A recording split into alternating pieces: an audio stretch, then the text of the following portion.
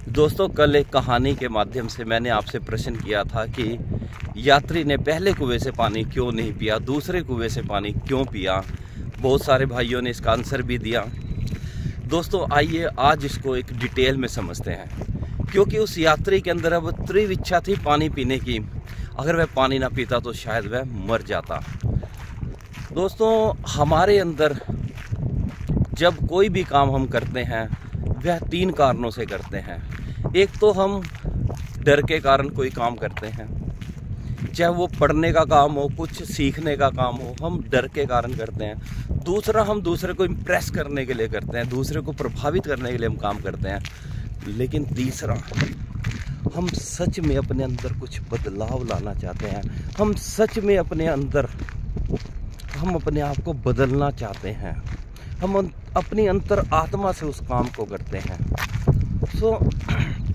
जब आप अपनी अंतरात्मा से कोई काम करते हो तब वह आपकी तीव्र इच्छा होती है और आप उस काम के अंदर सफल भी होते हो। दूसरा, कामयाब तो सब लोग होना चाहते हैं, फिर क्यों केवल 4 से 5% लोग ही कामयाब होते हैं। उसका कारण यह है कि जब हमारे अंदर इच्छाएं, किसी काम को करने की इच्छा पैदा होती है, वहीं पर विपरीत इच्छाएं भी पैदा हो जाती हैं। मान लीजिए आप स्वस्थ होना चाहते हैं तो आपको सुबह जल्दी उठना पड़ेगा, एक्सरसाइज करनी पड़ेगी। लेकिन जैसी आप इच्छा रखते हो मैं स्वस्थ होना चाहता हूँ, वहीं पर जल्दी उठना, मेहनत करना, एक्सरसाइज करना, ये विपरीत इच्छाएं आपके मन को तोड़ती हैं कि तुझसे नहीं उठा जाएगा, क्यों मेहनत करनी इतनी। हम अच्छे नंबर तो लेना चाहते हैं, लेकिन वहीं पर ज़्यादा पढ़ना, रात रात तक जाग कर मेहनत करना, वो हम नहीं करना चाहते। ये विपरीत इच्छाएं उस इच्छा को रोक देती हैं। लेकिन जब आपकी इच्छा तीव्र होती है तब आपकी दूसरी इच्छाएं नहीं रोकती, बल्कि आप उस काम को कर देते हो। तीसरा, आपको जब आपके अंदर इच्छा तीव्र होती है तो आपको वह काम करने में आनंद आने लगता है, आपको मज़ा आने लगता है, आपको वो काम करने में थकावट नहीं होती। जैसे कि जब वह घड़ा ढूंढ रहा था, रस्सी बना रहा था, तो उसको थकावट नहीं हो रही थी, उसको मज़ा आ रहा था कि अब मुझे पानी मिलेगा। तो जब आपके अंदर तीव्र इच्छा होती है कोई सपने को पाने की, तब आप उसके लिए जब मेहनत करते हो तब आपको आनंद आने लगता है कि अब मुझे वो सपना, मेरा वो सपना, लक्ष्य मुझसे मिलेगा। तो दोस्तों, जो चौथा पॉइंट निकल कर इसमें आता है वो है कि हमें ऐसा लगता है कि हमारे पास टाइम है। एक बार गौतम बुद्ध के शिष्य ने गौतम बुद्ध से पूछा कि मेरा ध्यान नहीं लगता, ऐसा क्यों।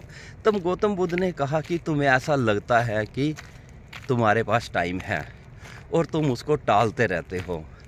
दोपहर को ध्यान लगाऊंगा, शाम को लगाऊंगा, कल लगाऊंगा, ऐसा लगता है। लेकिन जब हमारे अंदर दोस्तों तीव्र इच्छा होती है किसी भी काम को करने की, तब हम एक एक मिनट, एक एक सेकंड, एक एक घंटे को, एक एक दिन को उस लक्ष्य को पाने में लगा देते हैं।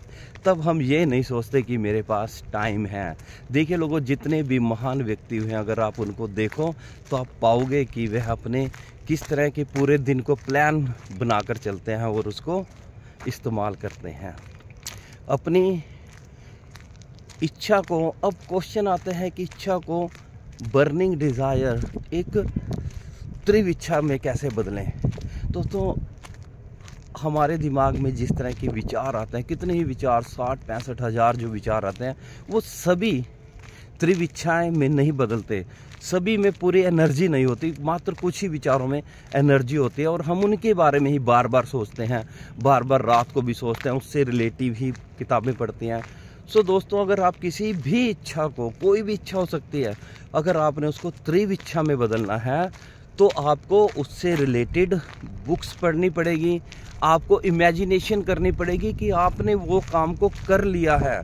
आपके एटीट्यूड में बदलाव आएगा जब आप उसका सपना देखने लगते हो, जब आप अपने जो चीज़ आप बनना चाहते हो, आप ऐसा देखते हो कि मैं वो बन चुका हूँ, आप ऐसा महसूस करते हो। बार बार दिन में 4-5 बार आप ऐसा महसूस करते हो। आप एकांत में बैठकर वो सपने को देखते हो, ऐसा कि जैसे कि सच में वह सपना पूरा हो चुका है। तो अब यह विचार के अंदर एनर्जी आने लगती है, आप उससे रिलेटेड दोस्त बनाने लगते हो और उसको और अधिक जानने की कोशिश करते हो, सीखने की कोशिश करते हो और प्रयत्न करने लगते हो, और धीरे धीरे आपको रिजल्ट भी मिलने लगते हैं। तब यह इच्छा त्रिव इच्छा में बदल जाती है, और जब आपके अंदर त्रिव इच्छा होती है तो वह बाकी सभी इच्छाओं को एक साइड कर देती है। जितनी भी विपरीत इच्छाएं हों, जितने भी आपको कोई काम बोर लग रहा हो, उस सभी को एक साइड कर देती है। सो दोस्तों, आज के लिए इतना ही। इस कहानी से मुझे बहुत कुछ सीखने को मिला, और उम्मीद करता हूँ कि आपको भी बहुत कुछ, अगर ये कहानी आपने ध्यान से सुनी होगी। जिस व्यक्ति ने ये कहानी नहीं सुनी तो मेरा कल का वीडियो ज़रूर देख लीजिए एक बारी। सो दोस्तों, आज के लिए इतना ही। कल फिर मिलेंगे किसी नए विचार के साथ, किसी नई सोच के साथ। सो धन्यवाद।